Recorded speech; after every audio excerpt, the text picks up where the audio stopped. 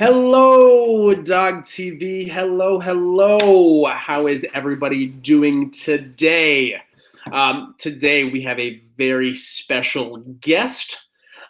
Excited to introduce her here in a little bit. Want to make sure everybody is on the chat and engaged.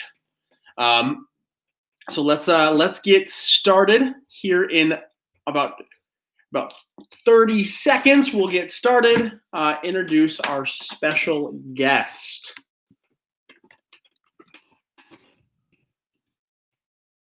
What is everybody doing this weekend? Can you message me in the comments?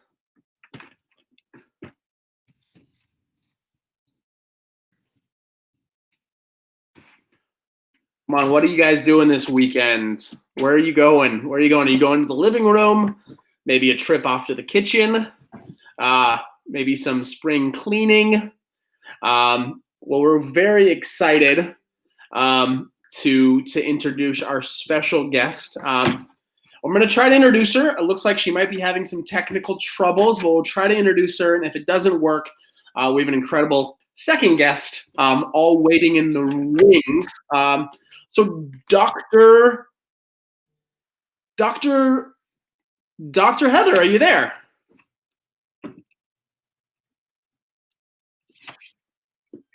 Dr. Heather, are you there?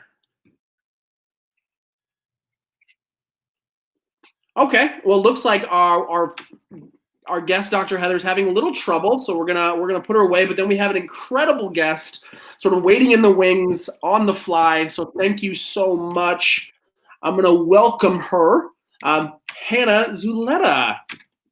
Hello, Hannah.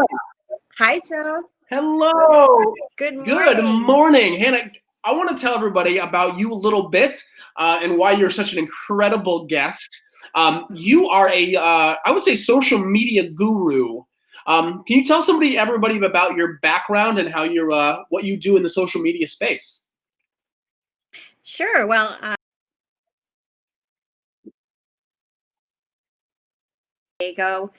we started off on Instagram maybe 5 years ago, and I've got a marketing background. So I was just doing Instagram in my free time and between my work, and all of a sudden that started to grow. And here we are a couple of years later. They have about 140,000 followers, I think, on Instagram. And since then, I've fallen into the Instagram for pet businesses space, and I do the social media for DOGTV. Excellent. Can you tell people maybe one or two tips on how to engage people on social media during a time when we all have to hang out at home? I think more than anything, people want to feel that you're relatable and that they're not alone. So we're very transparent in what I share. And it's funny, I say we, it's really me. I'm ghostwriting for the dogs. And I'm sharing our life as a dog family, and what we do on a day-to-day basis and how I keep them busy. We started Safe Shelter about, I've lost count, 8 days ago. Mm-hmm. And we're pretty active. We go on walks and hikes and agility. So now we're homebound, and just like other families, I'm trying to figure out, how do I keep my two very active dogs occupied, stimulated, and stop them from eating the walls? So it's I love that being transparent.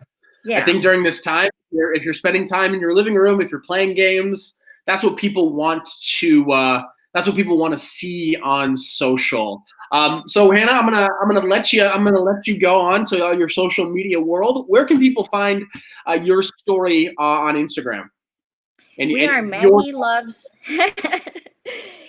On Instagram and Facebook as Maggie Loves Orbit, and we have a blog as well, Maggie Loves Orbit. In my free time, I talk about Boston Terriers, about their allergies, about food. I home cook for them, so I love to share what I know, and that's where you can find us. Awesome. Well, Hannah, thank you so much for joining us today. Make sure to follow her stories. Absolutely incredible. She puts me to shame. So thank you so much, Hannah. Thank you. Have a great Friday. Awesome, guys. Well, we're excited to welcome our guest today, our second guest for the day, Dr. Heather. Welcome to DOGTV Chats. Thanks for having me. Very New world. Hello, Dr. Heather. Well, I want to introduce everybody to you with your illustrious career. You're an emergency veterinarian, senior veterinary officer at AHA, the American Animal Hospital Association. You've been featured on Fox, Today Show, Hallmark Channel, and now DOGTV. I think that really sums up your resume.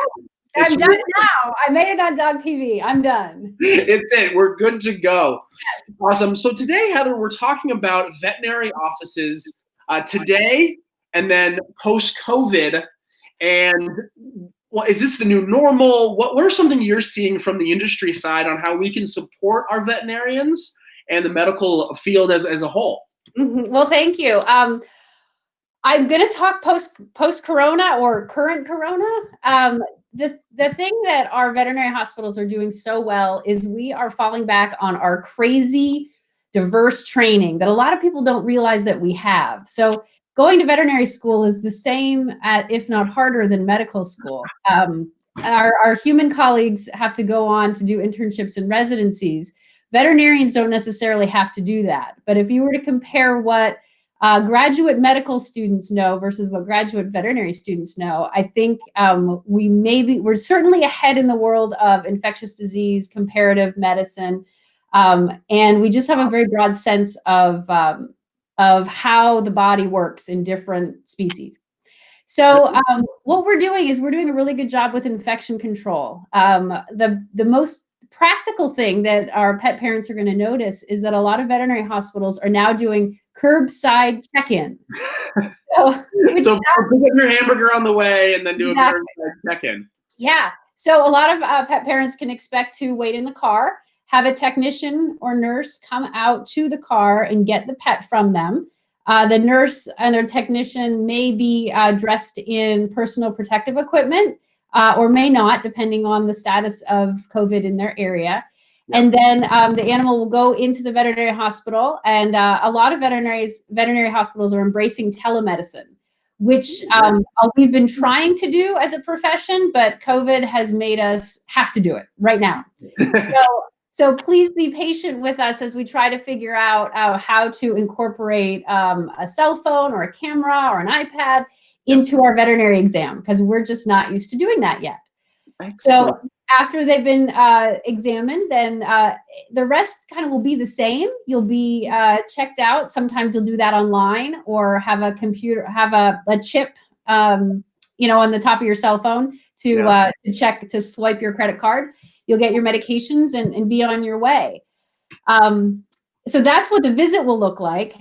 There will be less elective procedures right now. So doing dentistry, which is a very important part of caring for your pet. Dentistry and having a pet's teeth cleaned needs to be done under anesthesia and requires a lot of the masks and the gowns and the gloves that you're seeing in the news that are in a shortage. Interesting. So you may not be able to get your pet's teeth cleaned for a little while. What other surgeries besides like tummy tucks are elective for our pets, other than dentistry, of course? Yeah, I would say mask removals. So masses that have been there for a while, anything that is growing rapidly or changing quickly, we would try to get that off in case it is cancer. But there's a lot of masses that have just kind of been sitting there for quite a long time, and people just decide, yeah, you know what, I'm off on, I'm stuck at home. The dog's been running for a while. Let me go and take that off. And your vet might not be able to accommodate that right now. Awesome. Well, I want to encourage our audience to ask Dr. Heather any questions about the veterinary field, how to be a better patient to vets. One question I have is, what's the best way to deal with telemedicine? What are some tips and tricks on, it's new for the vets, it's new for the consumers. For us, we drive up there, we get chat, talk, hand over the vet. What are some tips and tricks on how to be the best stewards of this new telemedicine system? Well, I actually just used it last night for my son. So I'm going to use some things that I've learned just as a parent of a human, and capturing especially if you're noticing a rash or a bump or a change in breathing or limping. Murphy's Law will state that even if you bring your pet right into the vet, the limping or the rash or whatever could be gone. Yeah. And this is especially important with things that look like seizures, odd behaviors. Those tend to stop. Just again, Murphy's Law. Yeah. So this is what I did last night with my son. Capture the images and the videos of what you're noticing and save them in your phone, because some platforms will allow you to mail out those images or the videos ahead of time, so your provider can take a look at what you noticed when you decided to make that appointment. Gotcha. Yeah, usually you wouldn't. You'd wait. They'd check it out. They say, I'm not noticing anything. And then you're like, well, I swear it happened. Like, Exactly. And so things like reverse sneezing, which is a very scary thing for a pet owner to see. Yeah. And reverse sneezing looks like snorting or choking. And it can be very scary for a pet owner, but it's actually not that big of a deal for a veterinarian. So it's nice to be able for you to, record that. Okay, Fluffy's doing it. Let me record it. And so I can say, I know that was super scary, but it's nothing. The pet will be fine. It's mostly a dog thing. The dog will be fine. And you don't have to worry about that. So it'll help give you peace of mind as well. And then we have a couple questions from the audience. So I'll grab this one from Anita. And this is one I was expecting, and I imagine you were expecting as well. Can dogs? What's the definitive thought on dogs getting coronavirus? This strain of coronavirus, because I know it is popular in other species, but different strands, of course. Yes, well, dogs have their own coronavirus, but it's not this one. And the kind that the dogs can get, and it's a disease of puppies, very young puppies, usually under 6 weeks of age. That one can't give it to, even that strain can't be transmitted to people. Okay. So what we are seeing right now, there's been 2 reports of dogs and 1 actual report of a cat right now that have been shedding the virus in their nose, or at least not shedding. It's been found in their nose. And the reason I corrected myself right there is that's the being found in the nose versus shedding is 2 different things. Gotcha. So in all of these cases, the 2 dogs and the cat, these animals were around people that had COVID-19. Mm-hmm. And so they could have just sniffed it up and gotten it inside their nasal passages. Gotcha.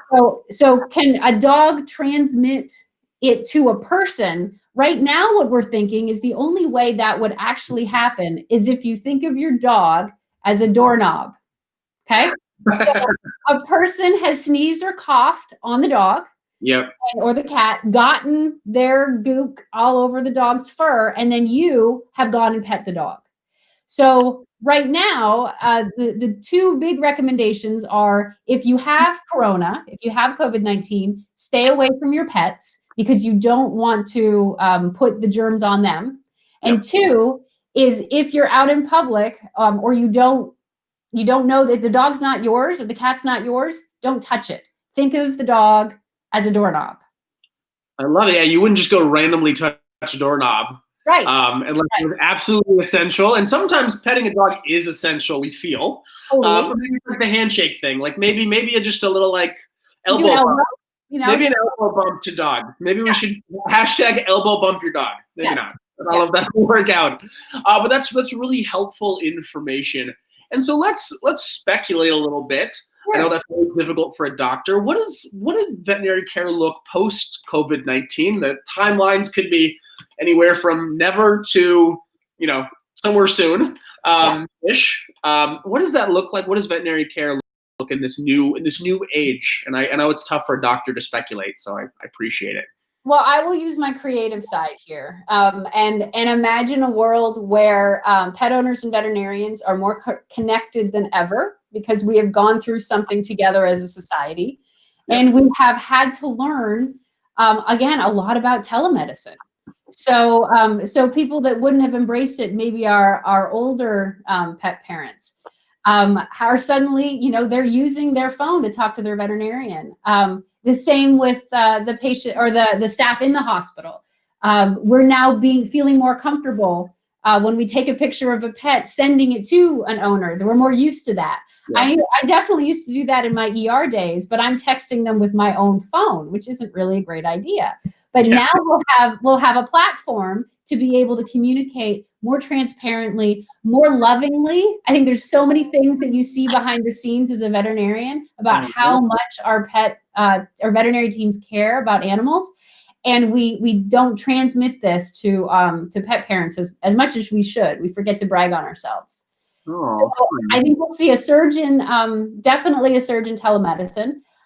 What we don't know is how this is going to affect the profession in areas that are really hard hit, where veterinary hospitals have had to lay off staff. And unfortunately, that is a very real reality. So right now, just like we try to shop small, consider doing the same thing, thinking of your veterinary hospital as a small business, and consider getting your heartworm prevention from them now, getting their flea prevention, the things that maybe you would have ordered online from Chewy or Amazon or Walmart.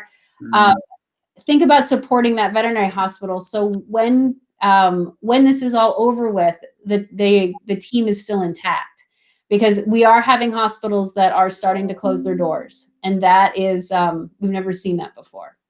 Yeah, so, I know certain industries. I think the restaurant industry was about a 3% across the country closure rate. Is there some data? Is it mass? Is it something that we should start mobilizing, or is it we're sort of seeing a slow fade and hopefully that doesn't continue?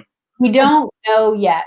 A lot of veterinary hospitals are talking about it this week. The big topics right now are how to start telemedicine in the veterinary kind of social media and information space right now. It's all about telemedicine, and it's all about trying to figure out how the relief package from the federal government, how that can trickle down to veterinary small businesses. Last week, it was trying to figure out whether or not we were going to be essential businesses or not. So my organization, the American Animal Hospital Association, and other organized veterinary medicine groups did petition the government to have it be an essential service, and we succeeded. So that is good. So the only reason they will shut down is because they are infected themselves or affected by the economy right now. Yeah, that makes a ton of sense. I think it's one of those things that's the last thing on people's mind is like, oh, that 3-month check can wait 3 months, or because I can't do that, I can't go get his teeth cleaned, I'll go later. And it is easy to click a button, but it does benefit the local community to help out your local vets. And the other thing is there are people at home, and there have been sort of conflicting stories. So I'm trying to figure out what the best is. Some people are adopting and fostering dogs during this time. Do you have any tips and tricks for some maybe new dog parents who maybe they didn't have a dog before, now they're stuck at home with a dog, which is a wonderful place to be stuck at home with. But any tips and tricks from a vet perspective on dealing with a new dog, especially given this unique time period we live in? I agree. So first of all, let's think about how COVID might be affecting that. And you, again, think of the dog as a doorknob, right?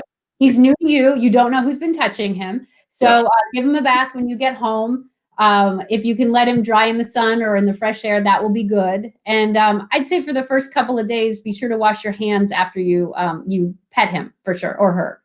So that would be, that's the only kind of new advice, actually. The rest of the advice is something that seasoned adopters and seasoned foster parents know. But if you're new, you might not know this, is that dogs and cats, when they first arrive in a foster home, they are kind of shut down. Mm-hmm. They have gone through a fair amount of trauma. Yep. Some have gone through an incredible amount of trauma. And we kind of think about them just sort of, they were planted in the shelter and then popped up on the webpage and we went to go foster them.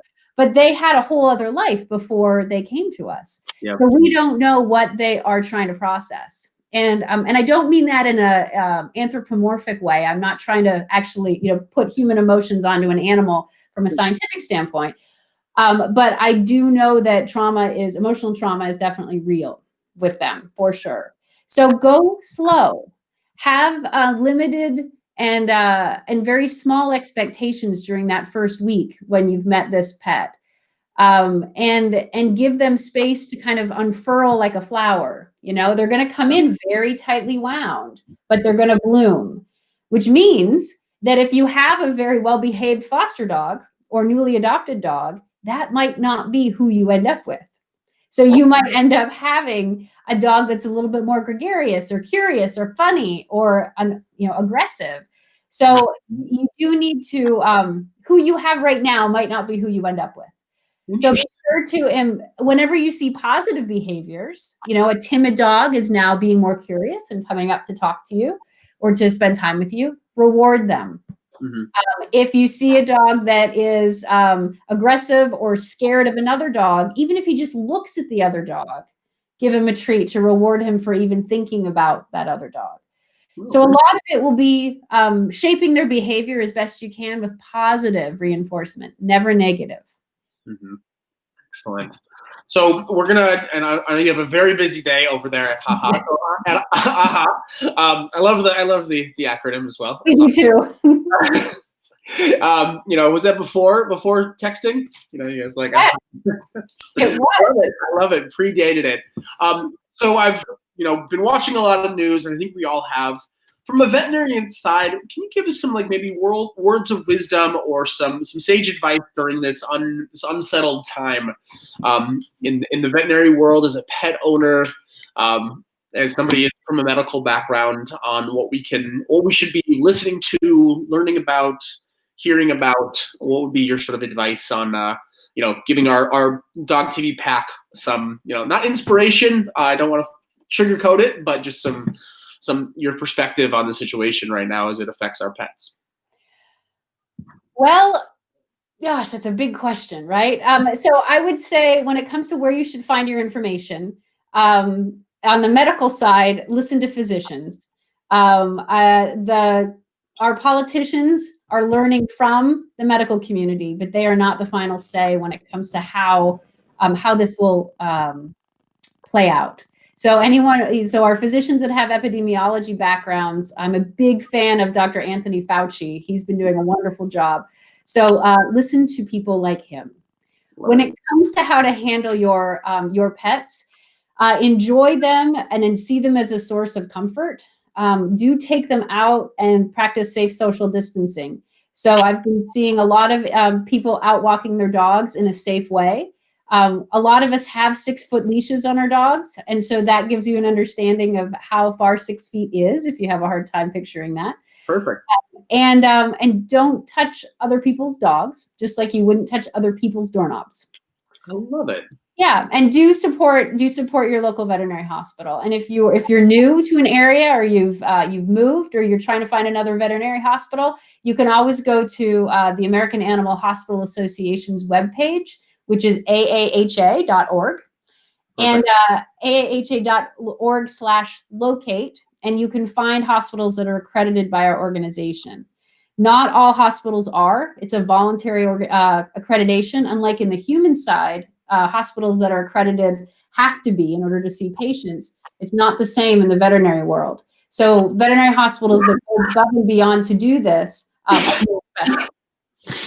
Excellent. No, didn't understand that veterinarians don't have to be accredited. Right. Interesting. Yeah, that's something maybe for a later conversation, for sure. Well, Dr. Heather, thank you so much for joining us. Where can people find about what you're doing, and then what HaHa is doing as well? Is it right on the website? Is that the best? Yeah. So AAHA.org. We're doing a great job of keeping everything up to date for the veterinary profession on COVID.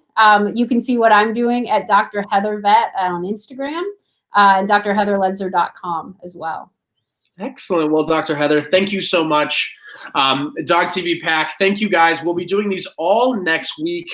We have an incredible guest that I believe I can announce. I'm gonna check my email so we can announce our guest next week. Dr. Heather was amazing. I don't want to downplay you at all, Dr. Heather.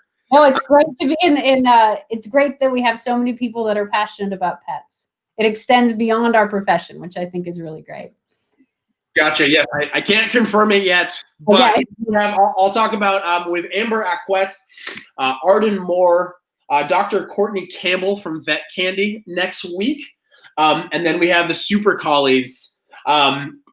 Incredible, talking about tricks and training and the veterinarian community. Try to keep you guys engaged, understand what's going on in the world. So, Dr. Heather, again, thank you so much. Thank you. We'll see you next week. Stay safe. Stay inside. Wash your hands. Wash your hands, wash your doorknobs, and we'll go from there. Thank you guys so much.